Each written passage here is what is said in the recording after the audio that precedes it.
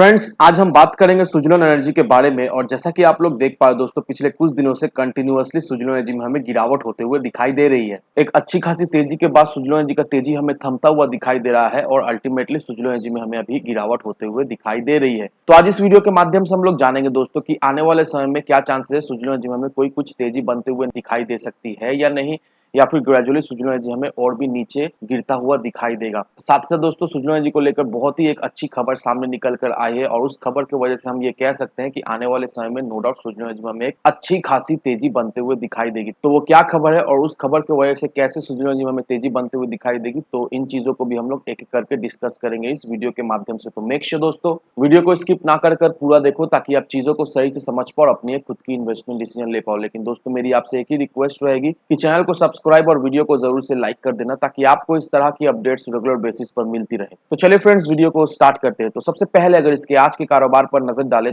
तो स्टॉक जो है ओपन हुआ 9 रुपए 20 पैसे में, हाई बनाया इसने 9 रुपए 25 पैसे का, लो बनाया इसने 8 रुपए 85 पैसे का। और आप देख पाए दोस्तों किस लेवल पे ये ट्रेड कर रहा है। और साथ ही साथ इंट्राडे में ये हमें 2.5-3% तक टूटता हुआ भी दिखाई दे रहा है। वहीं अगर पिछले 5 दिनों के परफॉर्मेंस को देखेंगे दोस्तों, पिछले 5 दिनों से कंटिन्यूअसली सुजलोन एनर्जी में हमें गिरावट होते हुए दिखाई दे रही है। लेकिन वहीं अगर सुजलोन एनर्जी के एक साल के परफॉर्मेंस को देखेंगे दोस्तों, तो पिछले एक सालों में सुजलोन एनर्जी ने अपने इन्वेस्टर्स को एक बहुत अच्छा रिटर्न बनाकर दे दिया है। लेकिन वहीं अगर आप यहाँ पर देखोगे दोस्तों, 27 जुलाई 2022 सुजलोन एनर्जी हमें जब 6 रुपए 20 पैसे के लेवल पर ट्रेड करता हुआ दिखाई दे रहा था, उस समय भी मैंने आपको बताया कि सुजलोन एनर्जी में फ्रेश एंट्री ले लो, वहां से आपको एक अच्छा खासा प्रॉफिट मिल जाएगा। और आप देख लो दोस्तों, 27 जुलाई से 6 सितंबर तक सुजलोन एनर्जी हमें करीब करीब 72% का एक रिटर्न बनाकर दे दिया। तो आप देख लो दोस्तों, बहुत ही कम समय में 1-2 महीने के टाइम फ्रेम में सुजलोन एनर्जी ने किस तरह की रिटर्न अपने इन्वेस्टर्स को बनाकर दे दिया। तो कहने का मतलब यही है दोस्तों, मैं हमेशा आपको यही बताता हूँ कि सही लेवल पर एंट्री, सही लेवल पर एग्जिट लेना बहुत ही महत्वपूर्ण रहता है। अगर आप सही लेवल पर एंट्री और सही लेवल पर एग्जिट लेते हो तो नो डाउट आप किसी भी स्टॉक से एक अच्छा खासा रिटर्न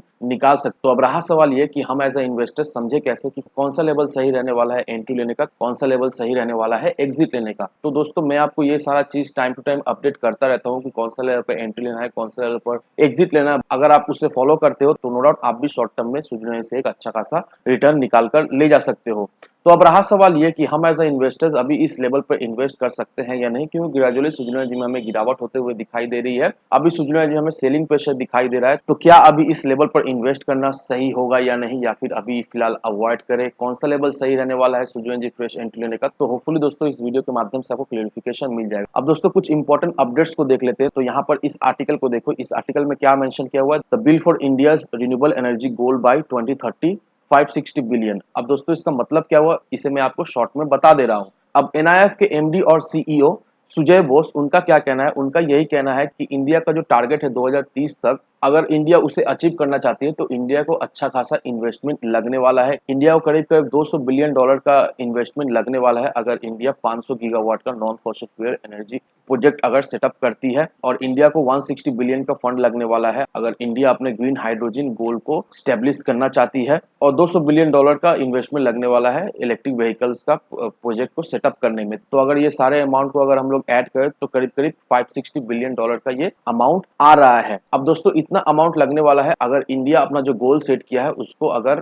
फुलफिल करना चाहता है तो इतना अमाउंट लगने वाला है। और नो डाउट दोस्तों, हम लोग ये भी जानते हैं कि इंडिया पूरी तरीके से कोशिश कर रहा है इन्वेस्टमेंट लाने का, साथ ही साथ इंडिया में इन्वेस्टमेंट आ भी रहा है। और ये जो भी इन्वेस्टमेंट आ रहा है, ये पूरा इन्वेस्टमेंट रिन्यूएबल एनर्जी के सेक्टर में ही इन्वेस्ट किया जा रहा है ताकि इंडिया का जो टारगेट है 2030 तक वो टारगेट अचीव कर ले। तो इंडिया पूरी तरीके से कोशिश कर रही है ये टारगेट को अचीव करने के लिए। और अगर आप इस आर्टिकल को देखोगे दोस्तों, यहाँ पर देखो, Adani group to build 3 giga factories as part of 17 billion clean energy investment. अब इस आर्टिकल का मतलब क्या हो रहा है दोस्तों, मैं आपको क्लियरली समझा दे रहा हूँ। यहाँ पर यही मेंशन किया हुआ है कि अदानी ग्रुप के द्वारा 3 गीगा फैक्ट्रीज सेटअप होने वाली है और उन फैक्ट्रीज में सोलर मॉड्यूल्स, विंड टर्बाइंस और हाइड्रोजन इलेक्ट्रोलाइट्स का पार्ट्स मैन्युफैक्चर होने वाला है। और ये तीनों गीगा फैक्ट्री को सेटअप करने में $70 बिलियन का इन्वेस्टमेंट लगने वाला है। और ये जो प्रोजेक्ट है 2030 तक कंप्लीट होते हुए हमें दिखाई देगा। अब ये 3 गीगा फैक्ट्री जैसे ही सेटअप हो जाती है तो अदानी ग्रुप का जो एग्जिस्टिंग कैपेसिटी है वो 20 गीगावाट्स का कैपेसिटी है। और जैसे ही ये तीनों फैक्ट्रीज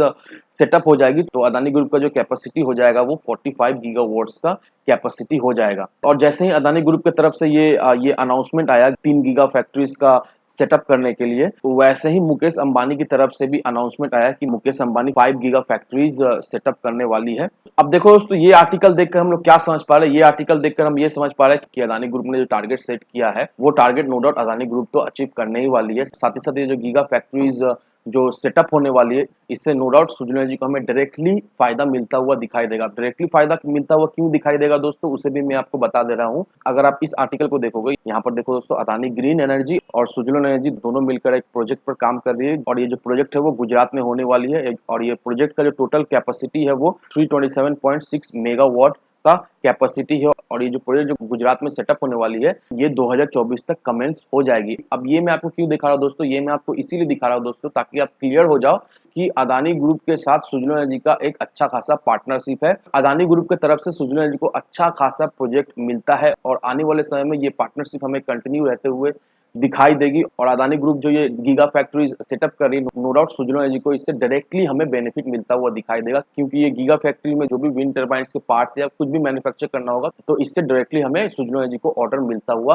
दिखाई देगा और नो डाउट दोस्तों इससे सुजला एनर्जी को हमें एक अच्छा खासा बेनिफिट भी मिलता हुआ दिखाई देगा। तो ये देखकर हम लोग क्या समझ पाए दोस्तों, ये देखकर हम लोग यही समझ पा रहे हैं कि आने वाले समय में सुजला एनर्जी का गोल्डन एरा हमें शुरुआत होते हुए दिखाई देगी और नो डाउट दोस्तों जिन लोगों ने भी सुजला एनर्जी पे इन्वेस्ट करके रखा है उन्हें इसके वजह से एक अच्छा खासा प्रॉफिट, एक अच्छा खासा रिटर्न भी मिलता हुआ हमें दिखाई देगा। तो जो लोग भी इस सुजला एनर्जी में इन्वेस्ट करने का सोच रहे हो, मेरी सलाह यही रहेगी दोस्तों कि सुजला एनर्जी को हर एक लेवल में आप खरीदारी करने की कोशिश करें। सुजला एनर्जी में अगर आपको गिरावट होते हुए दिखाई देती है तो हर एक लेवल में आप खरीदारी करो। नो डाउट दोस्तों आने वाले समय का सुजला एनर्जी एक बहुत ही मजबूत स्टॉक रहने वाला है और अगर आपका नजरिया लॉन्ग टर्म का है तो नो डाउट दोस्तों लॉन्ग टर्म में सुजला एनर्जी से आपको तो एक मल्टीपैकर रिटर्न मिलेगा ही मिलेगा और अगर आपका नजरिया शॉर्ट टर्म का है तो इस लेवल से भी आप खरीदारी अगर करके रखते हो तो नो डाउट दोस्तों 2 महीना का अंदर ही आपको इस लेवल से मिनिमम 20 से 30% का रिटर्न तो मिलेगा ही मिलेगा। तो इन सारे फैक्टर को कंसीडर करो, उसके बाद ही अपना एक इन्वेस्टमेंट डिसीजन लो। लेकिन दोस्तों मेरी आपसे एक ही विनती रहेगी कि विदाउट एनी डिटेल रिसर्च के बिना कहीं पर भी इन्वेस्टमेंट ना करें। वीडियो अगर आपको पसंद आए तो लाइक सब्सक्राइब जरूर करना। तो चलिए फ्रेंड्स, मिलते हैं हम अगले वीडियो में।